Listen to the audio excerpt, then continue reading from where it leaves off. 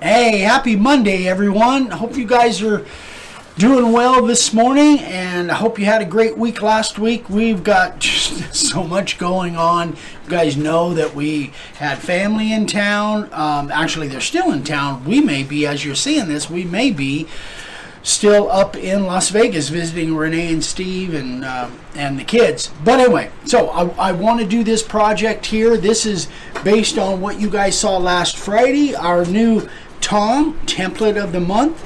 It's a cute little Easter thing that Vicki came up with. So I want to, if you guys saw Friday's video, Friday's live, you probably already saw this, but I'm going to carve this thing, and I'll put it on a new piece of that, I think this was the shiplap. Yeah, I think the shiplap was the blue pine.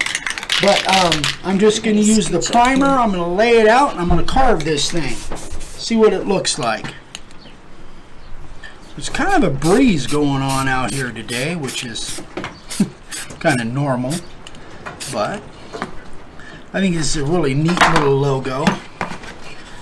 So I am going to let that dry for a minute or two, which only take a couple minutes. We'll come back and we'll get to carving.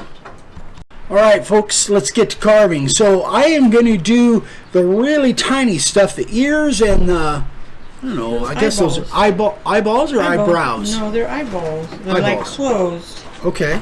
I'm going to do those with the carving liner bit because that's some pretty tiny lines. Then I'm going to switch over to a regular profile bit and do the rest of these. I'm going to carve everything inset on this particular one. So I've got the carving liner in, and it's set at right at 1/8 of an inch, which is about as deep as I want to go with that carving liner. I don't want to take a chance and break the tip of that thing off. And I think that's going to give us just about the right width of line.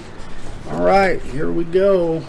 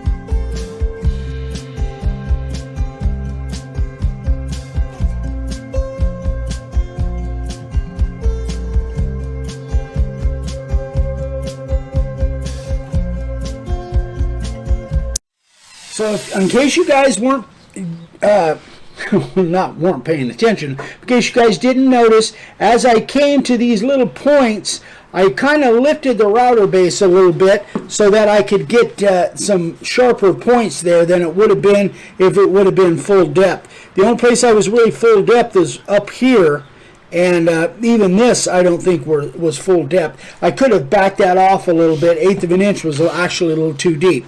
Okay, so we'll be right back, and we are going to cut with the profile bit. We'll be right back.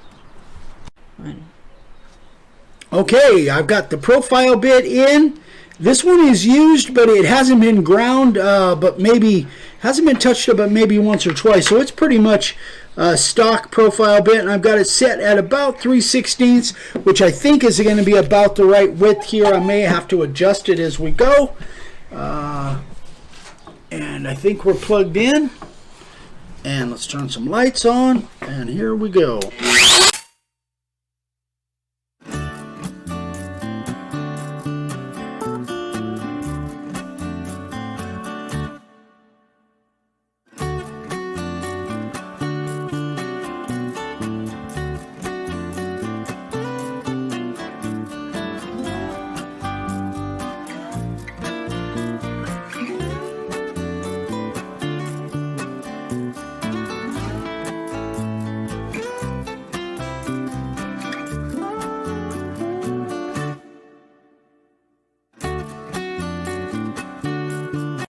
guys, something I meant to say earlier. When Vicki makes these stencils, she has to connect these with the wood so that these pieces don't drop out. Disconnect them, like. Yeah. Well, yeah, depends on how you want to say it. Just like a stencil, yeah. So what you might do, if you need to, is get one of these Sharpies, this real fine point Sharpies, and you can just fill in those. You have to be a little careful, especially since this is pine, that it'll want to bleed on you. So I try and put that right in the center and let it kind of bleed out to the outer edge. I don't really need to do that, but it might be something that you might want to do if it get confused, if you decide to do these outset letters or whatever. But that's just a little tip. The little fine point Sharpies are really handy to have sometimes. All right, back to it.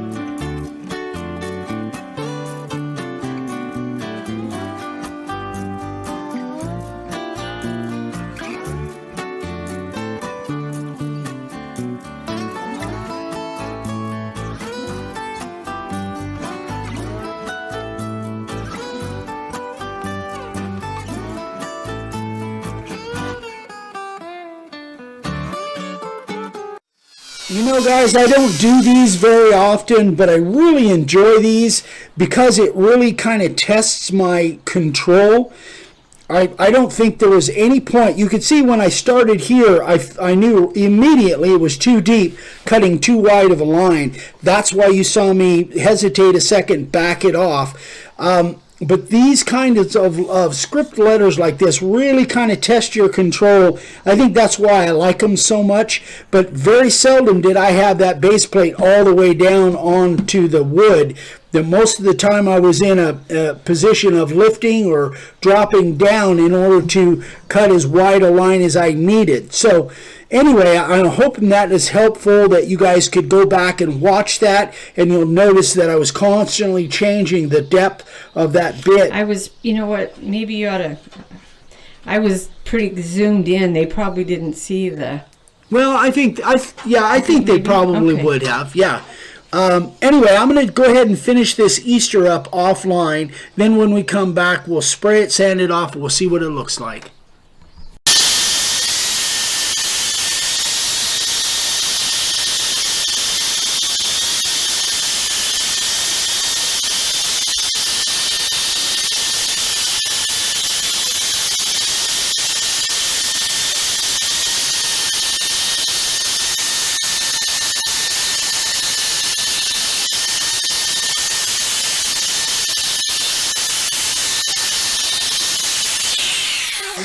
That wood. Man, I love this sander.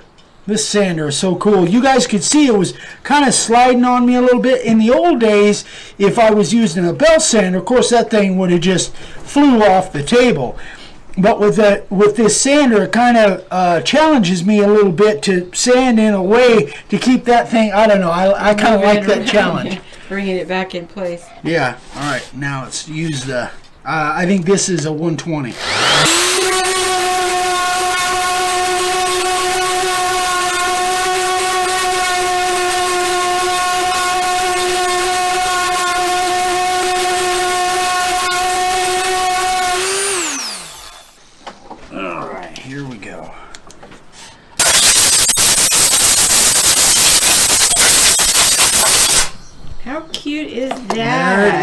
So that's what it looks like inset. And then earlier I did one off camera. That's what it looks like outset. So that gives you Let me be still there. That gives you an idea of, now this one, I used the profile bit and the 90. Yeah, it was a regular profile bit and the 90 to do this one. I think I like the outset one better. I think I kind of do too. You know, and after I had sprayed this and sanded it off, I thought, you know, I could have used some different colors.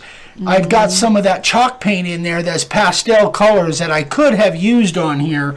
But the neat thing about this is with it being outset like that, you could always go back and paint this stuff, you know, Easter colors if you wanted to. In most cases, I like inset better, but on this particular one, I think I like the outset a little bit better. But you guys make the choice. Anyway, that is it, guys. I hope you enjoyed that. I had fun carving it. By the way, if you guys hadn't seen, these are these two new materials that I've started to work with. One is a shiplap, that's the blue pine, and the other one is a tongue and groove. And that's just a regular pine, I think. But this stuff carves really nice. Both of them do. The blue pine is a little bit more expensive. I think it's $3 or $4 more for an 8-foot piece or 6 foot. I think it's an 8-foot piece. But it was only like $16 for the blue pine and like $12 for the regular pine that was tongue and groove. But if you guys have access to this stuff, man, I really, really like it. I'm going to start using it more and more. I like it better than the cedar because it's thicker. I just think it carves better. It allows you to do some stain on there if you want to. I didn't on here, but the blue pine, obviously, that doesn't need anything other than just clear.